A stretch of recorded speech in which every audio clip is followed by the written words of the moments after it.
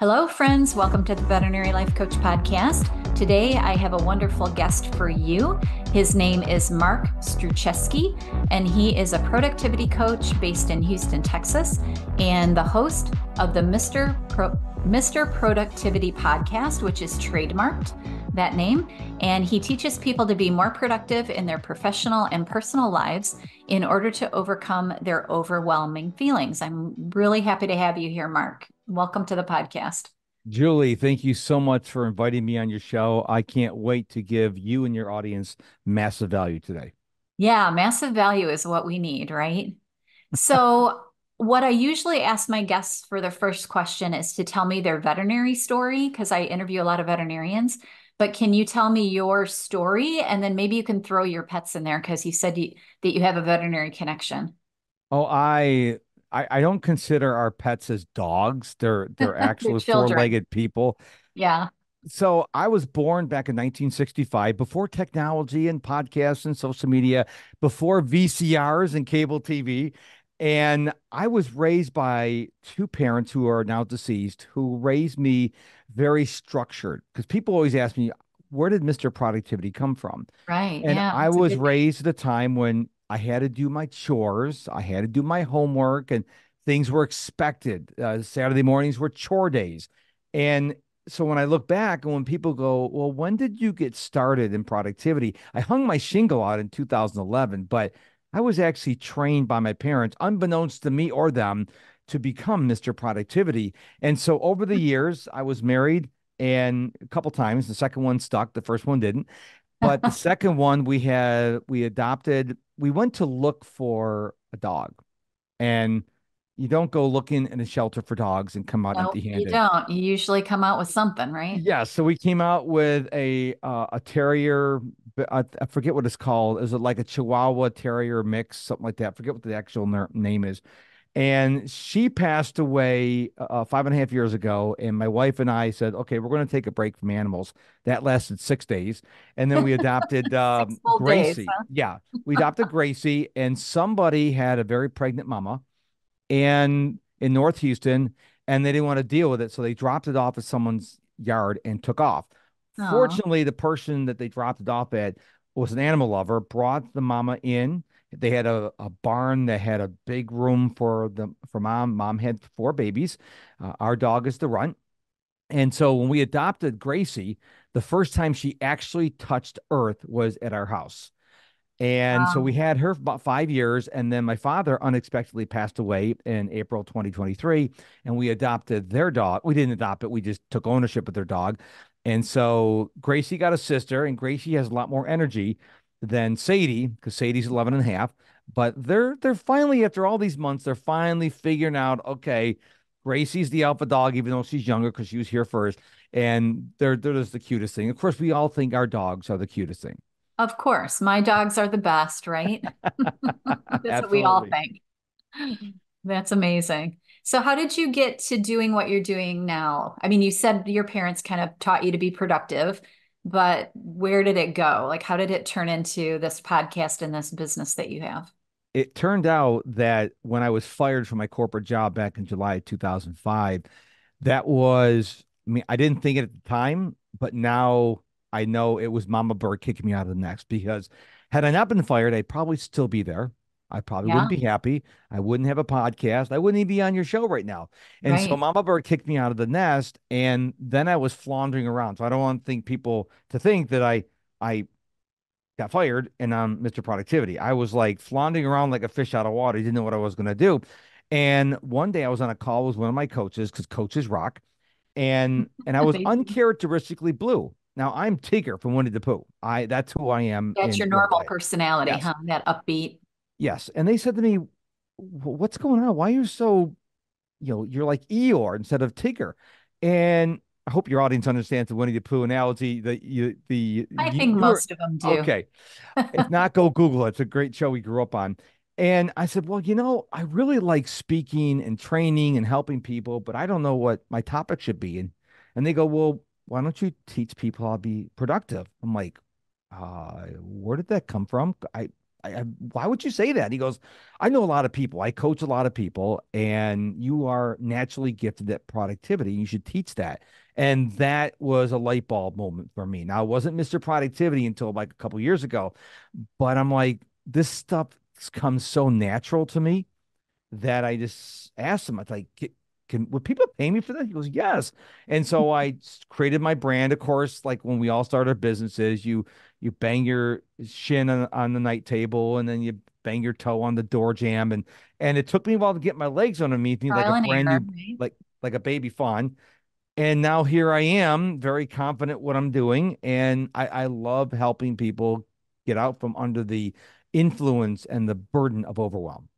Yeah. Now, I have a lot of questions. All of a sudden, Sure. after you just said that, I'm like, oh, these are great. Well, let's talk about overwhelm since you just said that. That is an emotion that a lot of veterinarians feel because they all have these really high demanding jobs, unpredictable a lot of days. You don't know what's going to come through the door. You don't know whether you're going to get out of work on time. That is something that we struggle with a lot is feeling overwhelmed. So tell us a little bit about that and what you think about that and then what some solutions might be. Well, overwhelm can be paralyzing for people if you don't treat the issue.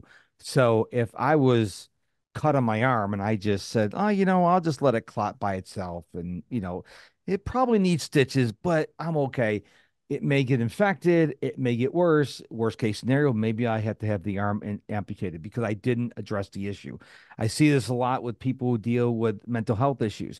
Instead of going to a real doctor, they go to Dr. Google. I'm like, no, go to your doctor and get help. It's like my dog. If I have a problem with my dog, I don't diagnose it on the vet known as Google. I go to a real medically trained veterinarian Right. and they'll go, oh, they do all these tests. Oh, here's what the issue. Here's some medicine.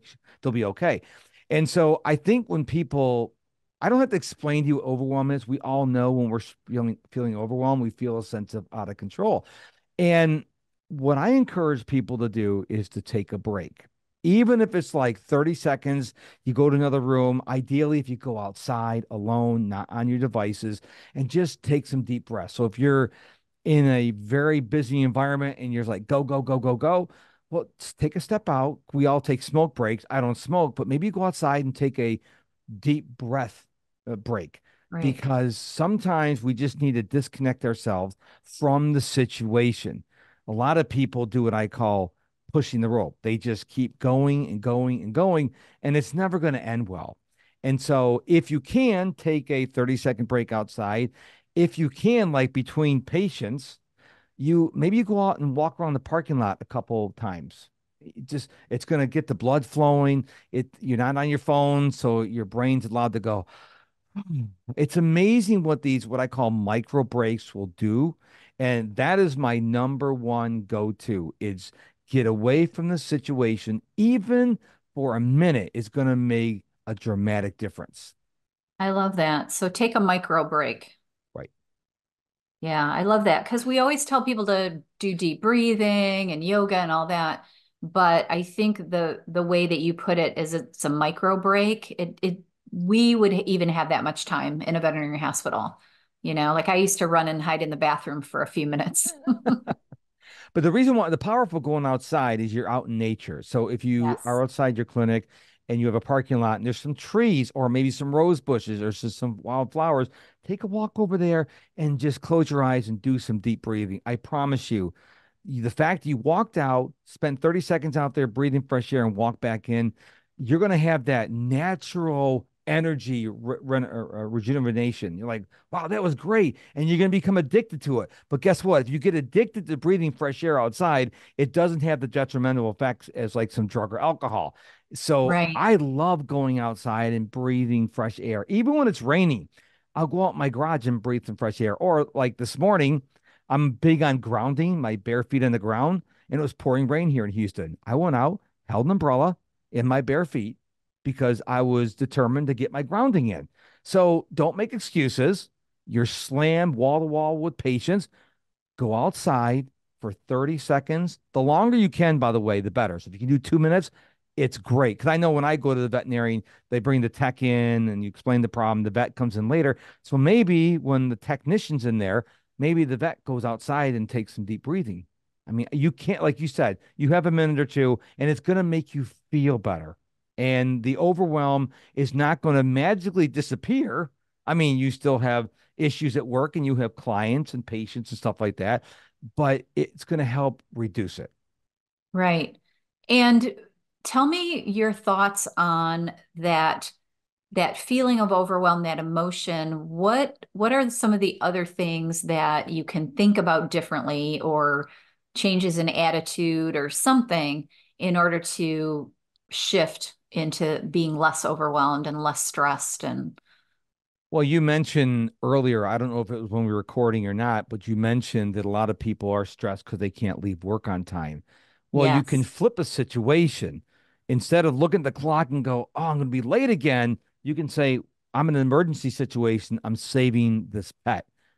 Nothing's changed. You're still dealing with that animal, but now Mhm. you're not regretting that that patient came in.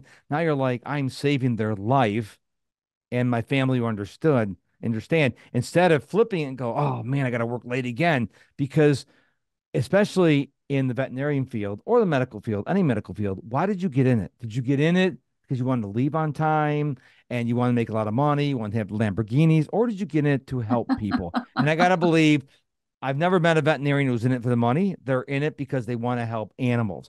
My doctor's in it because he wants to help people. That's why they don't like dealing with insurance. They just want to Right. treat the people. They don't want to do the paperwork and file the insurance and have it decline. They just want to help people. So it's really important that you try to look at every situation and flip it.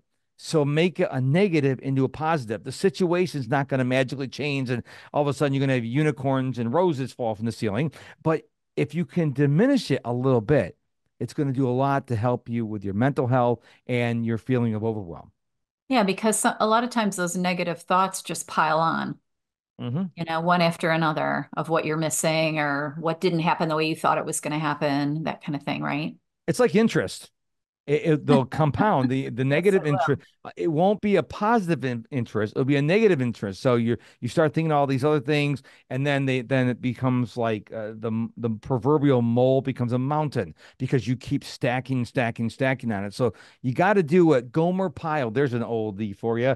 Oh, Nip yeah, it. that's way back. I Yeah. know that one, but I don't know if anyone will know that one. Nip it in the bud. That was the saying. Nip it in the bud. And you've got to nip it in the bud. When you start feeling overwhelmed, nip it in the bud because if you ignore it, it's going to get worse and worse. It's like this big thing, this monster going to keep growing and growing. So nip it while small. And I'm not saying it's going to be all, Yellow Brick Road stuff. There goes a Wizard of Oz influence from 1923. But if you nip it in the bud, it's going to make your life a lot easier to handle. Right, right. Many veterinarians do do the working mother thing, working father thing.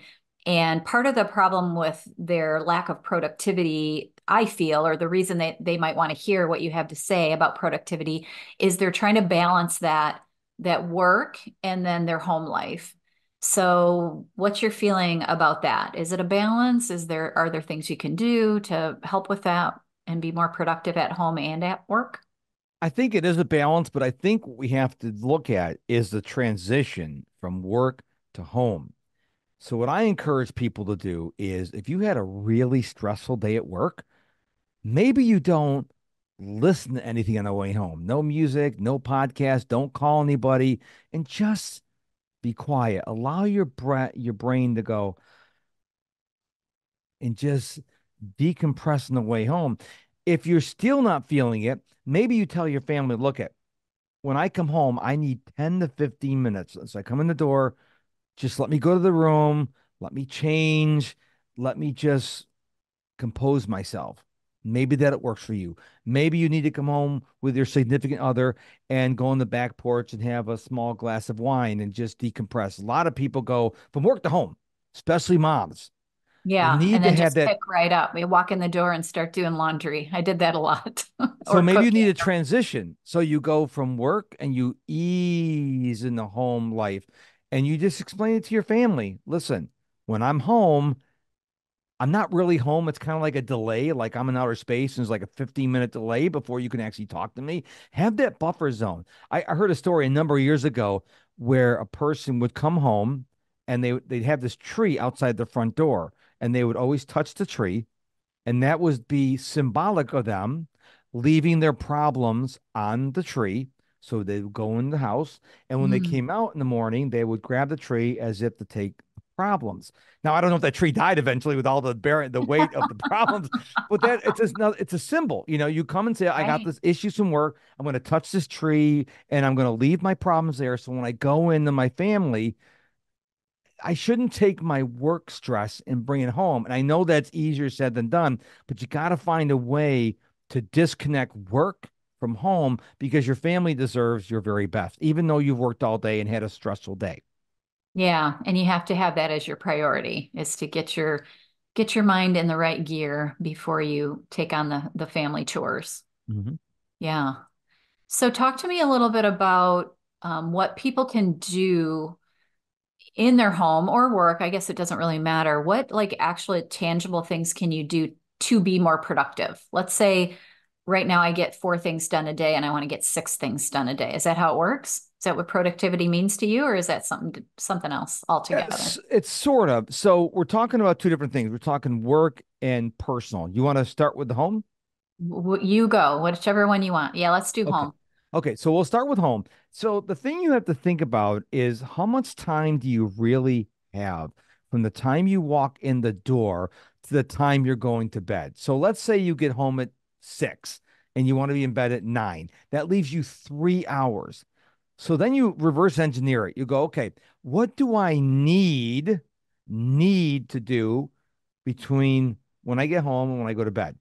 And I encourage you that 9 o'clock bedtime, back it up to 8 because you want to have an 1 hour decompression time so you can maybe read a paper book or a Kindle or maybe meditate or journal. So now we're down to 2 hours. So maybe during the week when you're working, you're like, okay, I'm going to cook all day Sunday, not all day, but I'm going to cook the For meals a couple a hours. couple Yeah. hours. And so we're just going to heat up meals during the week. So now instead of you coming home and doing all the meals, they're already done.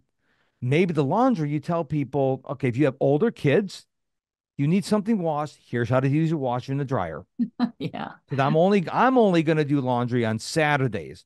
And you start structuring your day so you come home, you just heat up a meal. I don't recommend you getting takeout because then you're going to have other health issues, but cook healthy meals. And all people have to do is heat it up and say, look at, we're probably not going to have a family meal every night. Let's go for a goal of twice a week. We'll have family meal. The other times when you're hungry, go fix yourself something to eat. That way you're taking the responsibilities off the mom or the dad, and you're saying, okay, I'm not going to do all this. I'm not your butler. Johnny, you're 16 years old. Make your own dinner. You're good. And instead of letting everybody going, mom, mom, mom, mom, because I used to do that. My mom would Right. say, you're 13. Go get something to eat. I'm not your slave. And we got to have that mentality. So I think if people start being proactive and not just winging it when they come home, just say, hey, listen, during the week, I'm not gonna be your butler or your maid. You already pre-cooked the meals on Sunday. You want something else, old enough to drive, go get yourself something to eat, whatever. But you need to be able to relax because if you're not taking this precious time to wind down, and I believe you should start thinking about bedtime. If you get home at 6:30, you should already be starting to transition, reducing the blue light, less stress, getting ready for bed so you have a good night's sleep so you have the energy the next day. That's how I would handle personal or at home. Okay. Yeah, I love that. I think part of the pushback that I sometimes hear is, especially, I don't know, maybe this is kind of old fashioned of me to say, but especially the moms have that guilt that if they Yeah. don't make the real meals and they don't spend time all the time with their kids when they get home from work, that they start feeling guilty that they're not a good mother. And, I raised 2 kids and worked full time and owned a business. And my kids didn't get 100% of my attention every minute, and they turned out okay. So I try to help them think about that. But what do you say to people when they say, oh, but my house has to be clean and my kids have to be perfect? Like, and they start to get that perfectionism going. Well, first of all, I want to go off on a little soapbox here. These parents who let their kids go to every sporting event and every club after school so they become a glorified chauffeur. I'm like, you're the parent. You say you get one activity a semester, but that's not right. Fair to little Johnny or little Sally. I'm like, well, tell them to choose wisely. And here's what they found out the last couple of years in schooling. Schools no longer want you to do like 20 things over 4 years in high school. They want you to see if you did one thing 4 years in a row. So it's kind of flipped. Oh, like So consistency, huh? they want consistency. Did you get better? That's Second of interesting. all, the parent's mental health. You're not a chauffeur. So you tell the kid, okay, basketball, okay, Tuesdays and Thursdays, but that's it. I'm not, because what if you have four kids and there's Right, something going on right. Monday, Tuesday, Wednesday, Thursday, Friday, Saturday, Sunday? You're going to go just drive yourself crazy. So that's been a soapbox of mine. You're the parent. You can say no. It's fair. It's I and listen, I know the guilt thing comes. It's a major part, especially of a mom. Now, I was born in 65, like I told you, and my mom was one of these hardcore moms. Okay. Dinner was at 5 o'clock, Monday through Friday. Right. There was no negotiation. I was allowed to do one activity per semester. I couldn't be in lacrosse and soccer and football and baseball. My mom said, pick one. And guess what? I made it to age 58. So apparently Yeah, mom you was okay. survived. We got to realize that we are the parents and we have got to be an example. Remember, whatever we say and do, we're an example to our children. And if we let them do everything, they're going to get out in the real world and they're like, yeah, we don't do that here. But that's the way I was raised. Yeah, well, guess what? That's not what we do in corporate America. So why not train your kids up and say, listen, when you go get a job, your boss is not your slave. Your boss is your boss. And we need to be leaders in our home. We need to say, hey, here are the rules. Dinner here. This is when we go to bed. Now you get to be older. You can stay up as late as you want, but you're not gonna be late for school. You better maintain good grades. If you don't get good grades, then I'm gonna start taking away privileges. You have to be the mom, you have to be the dad. I know that's not easy for some people because they feel guilty, but you have to train your child up to be a respectable, hardworking member of society. You don't want them to be one of these people that make their lives making TikTok videos. You want the Yeah, people to make go, it oh, too yeah, easy.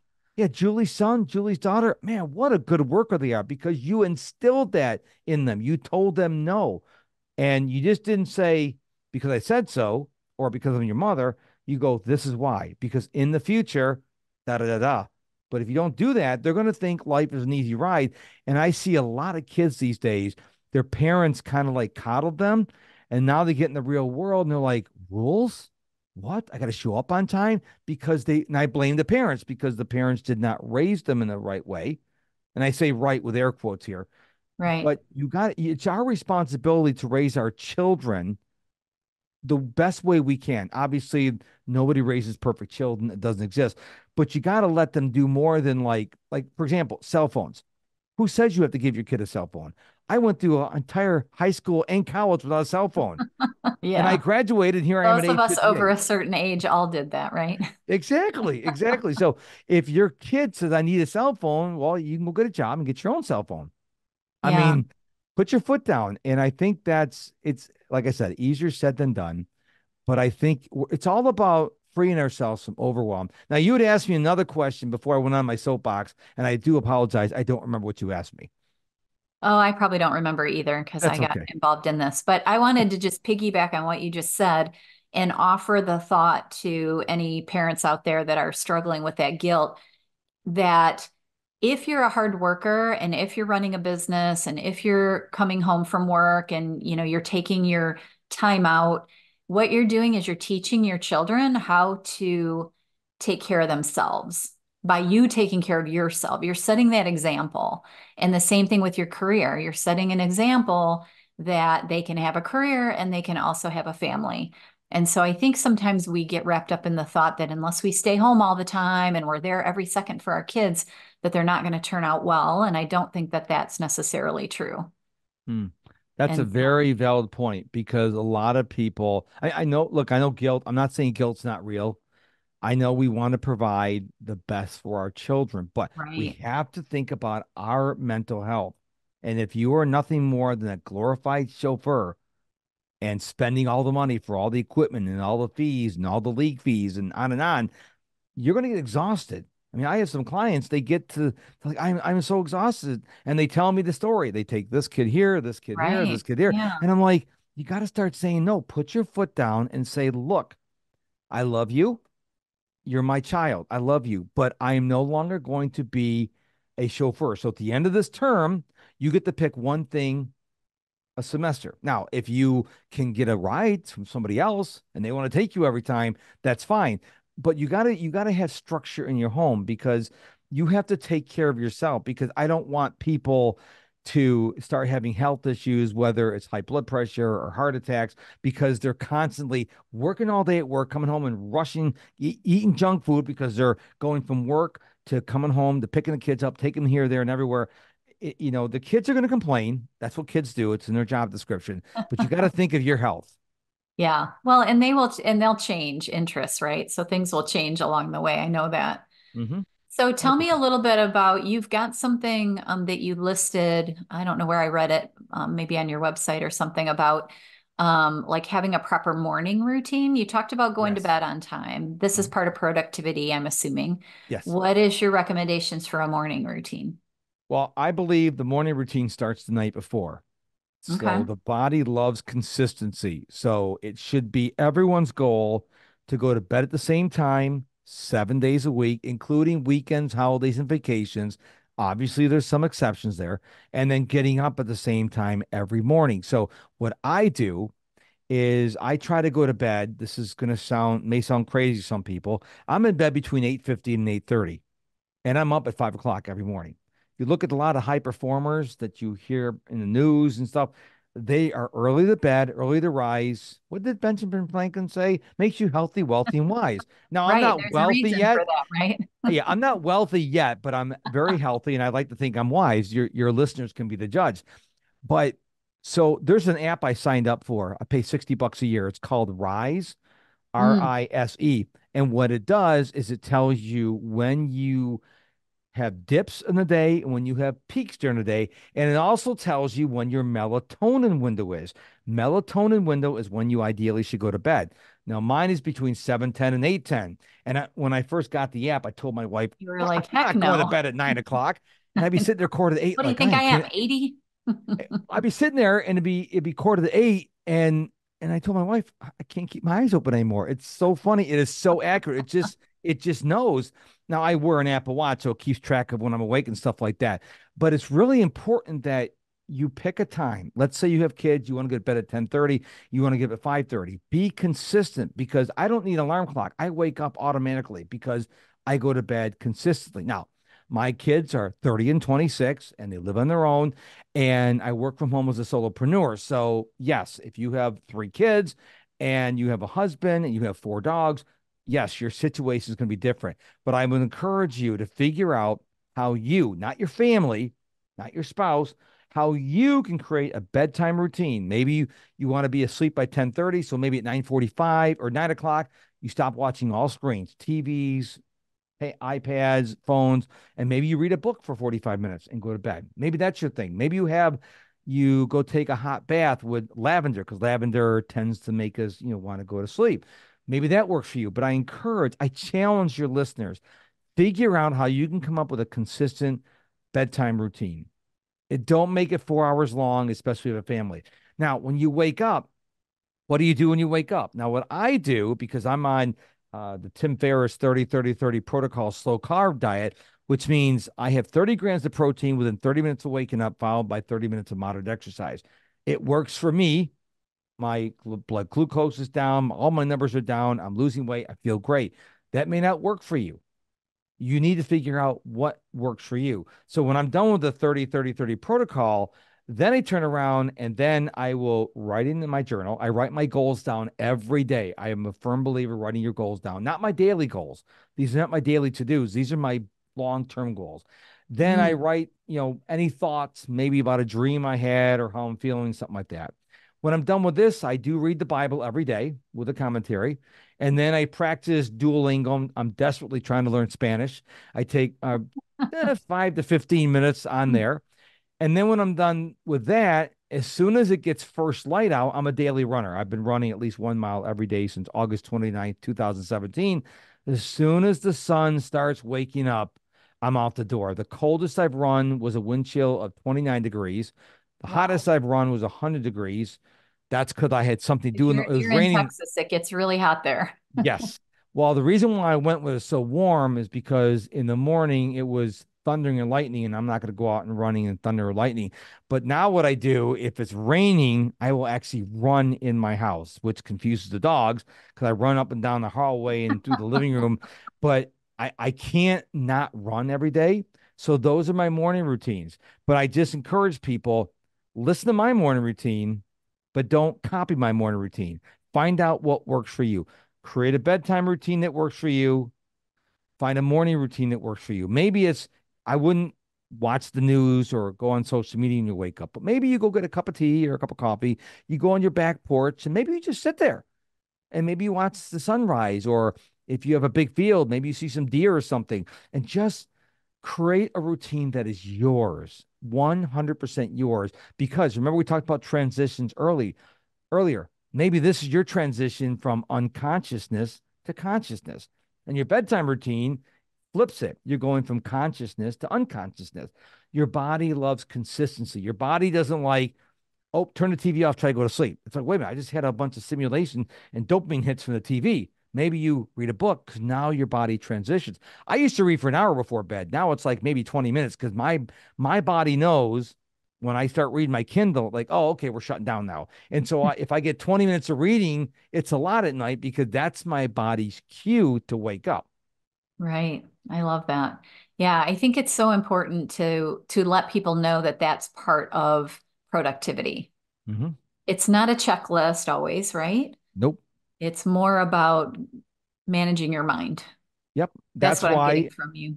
Yeah, that's why sometimes I may journal a lot. Like if I had an interesting dream, I will, because obviously I'm not going to remember about it, a week later. I try Right. to journal as much as I can about the dream, or if I have something that's bothering me.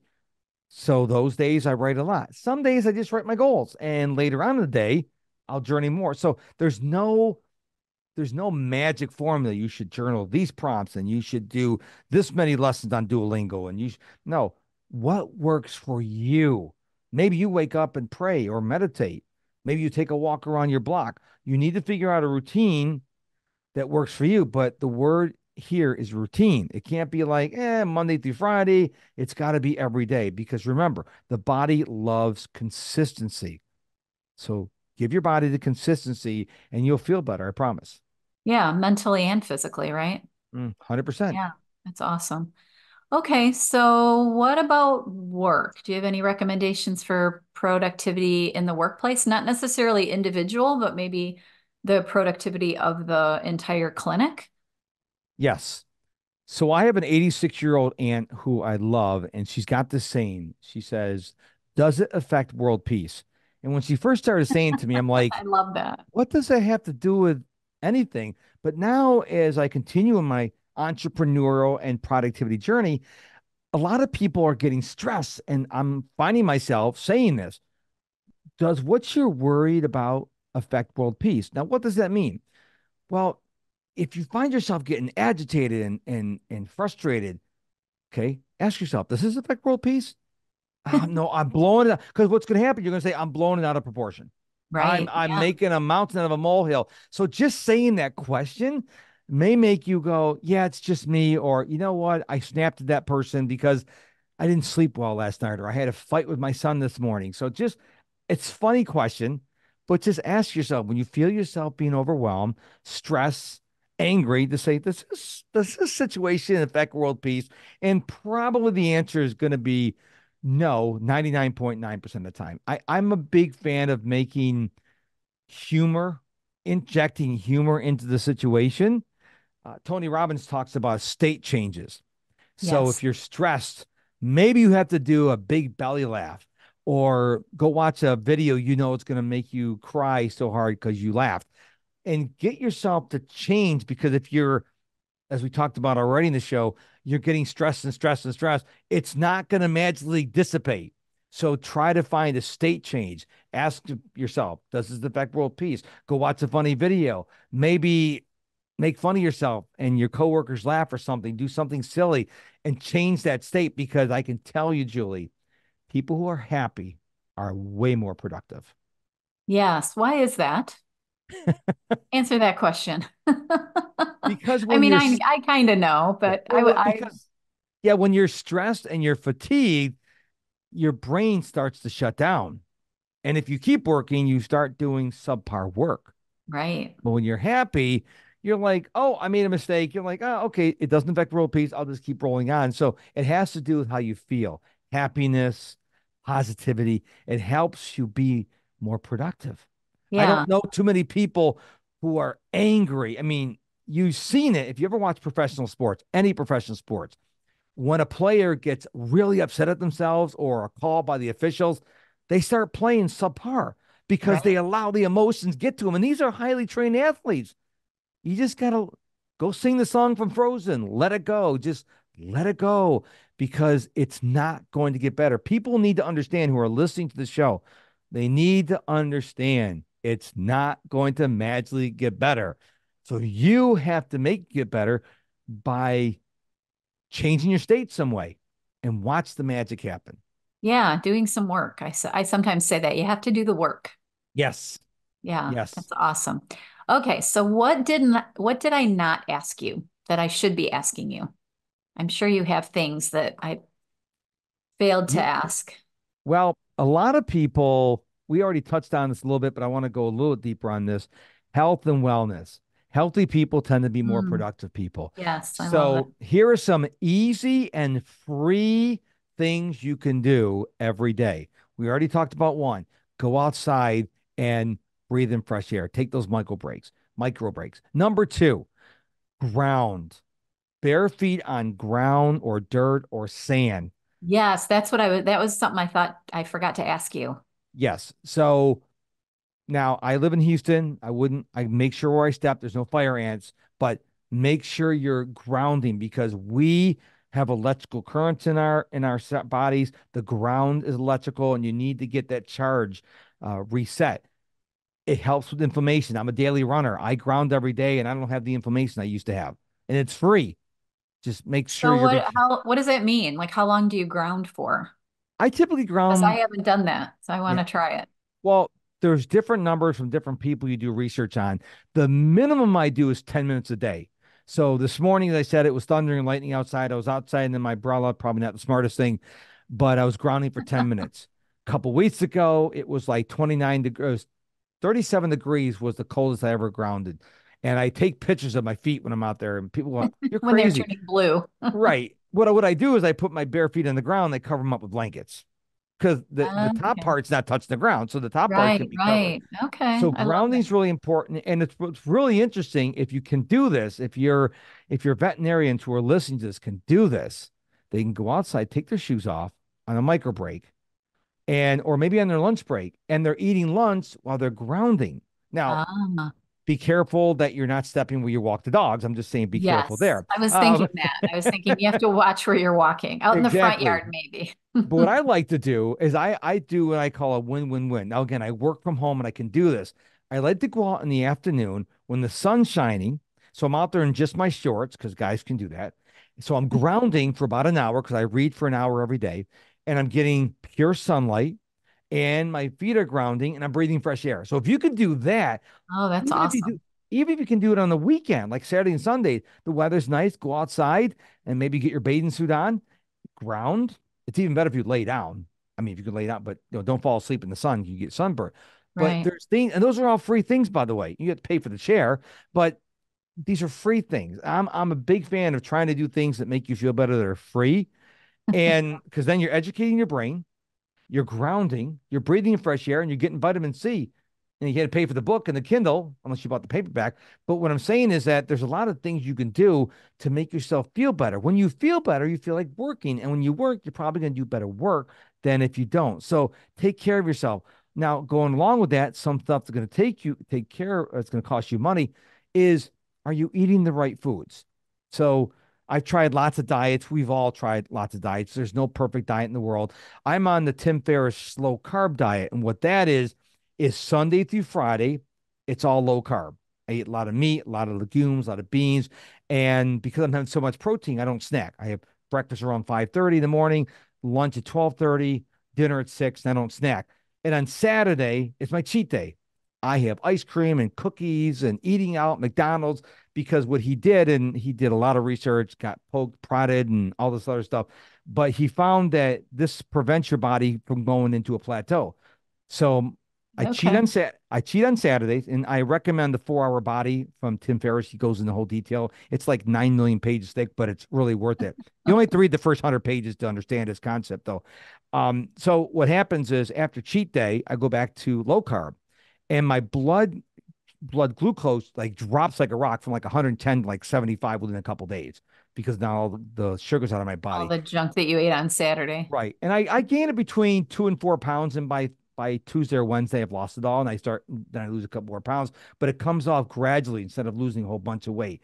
Plus Right. you get look forward to cheat day. So during the week, I'm like, You oh can yeah, I plan want it out. Snickers. You pick what you want. But the thing is you don't eat a lot. Now he recommends you eat a lot of food, but the thing is you can't eat a snack like an hour and a half before your meal. So that cuts out those 4.5 hours. And then Right. I stop eating at 6:30. So like last week I had like a couple ice cream bars, I had Chips Ahoy cookies, I had some candy. But it feels good because you have something to look forward to. See, when you're on low carb and you're just eating keto, it you get kind of like It's tired of it for a boring while. after a So while. Yeah. this allows you to have those treats, and I recommend people go out and get the 4 Hour Body. It's like $20, and it's really worth it. I feel great. I'm dropping weight, my numbers are coming down, and I feel great. Now we're recording this on a Tuesday on a Monday. I'm sorry, it's a Monday. Monday. Yep. It's So Monday. I'm not even craving carbs yet because it was just 2 days ago. Okay. On Thursday afternoon, I'm like, okay, here comes the next cheat day. You're waiting. Yes. I love that. So tell me where, if people want to check you out and more of you have a podcast. We already said that, right? The Yes. Mr. Productivity podcast. Yes. Where else can they find out about you, or where do you want to send them to get more information about and we can always do another podcast if you want to talk about more things. Oh, I love to come back. So the hub everybody needs to know is MrProductivity.com. That's Mr. all spelled out, Mister, Mm, MrProductivity.com. There you can sign up for my free weekly email newsletter called The Productive Life. I do have a paid community called the Productive Life Community where I do live training and replays and all that good stuff. You can read my blog, find out my podcast, anything you want to know about me, Mr. Productivity, is at MrProductivity.com. awesome. I love it. Anything else we want to talk about, or should we wrap it up?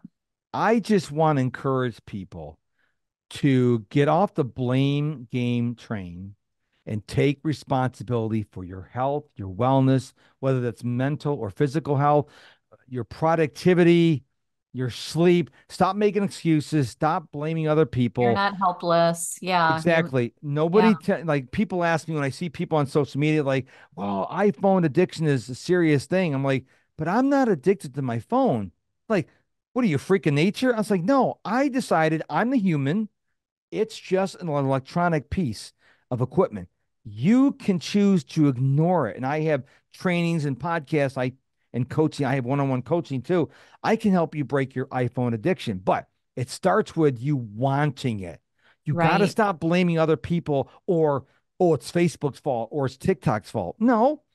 I mean, am I on TikTok right now? No, I'm talking to you. So Yeah. Well, and people say they, you can set limits on that. I recently set myself a time limit on TikTok because I find that if I look at it, I get sucked in. mm-hmm, And so I gave myself I think it's a 5 minute, and I set my phone up, and after 5 minutes it tells me, it's like, oh, your time's up, and you click OK, and then you can't look at it for the rest of the day.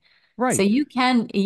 there are tools to help you train yourself, Right. But I don't think it's the but coaches company's too. fault. Yeah, Right. it's not the company's fault. I Absolutely. don't need those tools because I use social media. I don't get used by social media. So I scroll Not. for 3 or 4 minutes on TikTok. I'm like, I'm bored. I'm done because it doesn't bring joy for me. What brings joy for me, Julie, is I love reading. And I'm Yes. kind of sad I can't read more than an hour a day. And I make a non-negotiable to read an hour a day. I have so many books on my Kindle I want to read that I'm like excited for, but I can't read 20 hours a day. I can't. No, now if someone would pay me $1 million a year just to read books, not write a report, they just give me cash every month, every year, and I would To read books. read. I would love Yeah, that. that I would be just a love great reading. job. I Yeah, love that. but so I read an hour, but that's why social media, people go, "Are you on Instagram?" I said, "I don't scroll, I post, but that's it because it doesn't bring me joy." I know that social media is not your friend. Social media is there to steal your time, and I know that. So I Mm, will post stuff on there, but I want to help people say, you know what? I am at a point now I don't need those apps anymore because it doesn't really pull me in anymore. I love that. That's one of my favorite thoughts I've ever heard anybody say on the podcast. Social media is stealing my time. Yep, it is. Love that. I'm gonna post that. I call TikTok the anti-productivity tool. Oh, yes. It And absolutely you can is. lump Facebook in there, Instagram, Right. Snapchat, YouTube, X. They're all everybody wants attention. I Yes. want people to go to MrProductivity.com instead of going to TikTok because I can teach you how to be on TikTok and still have a life and not be stressed and not, I got to get the, like, I don't do trends on TikTok. Yeah. What I'll do is you'll send me this video and I'll take my picture and I'll make short videos to help people. Right. So I may answer questions or respond to comments, but I don't spend a lot of time on there. Again, I'd rather be either helping people or reading a book. I love that.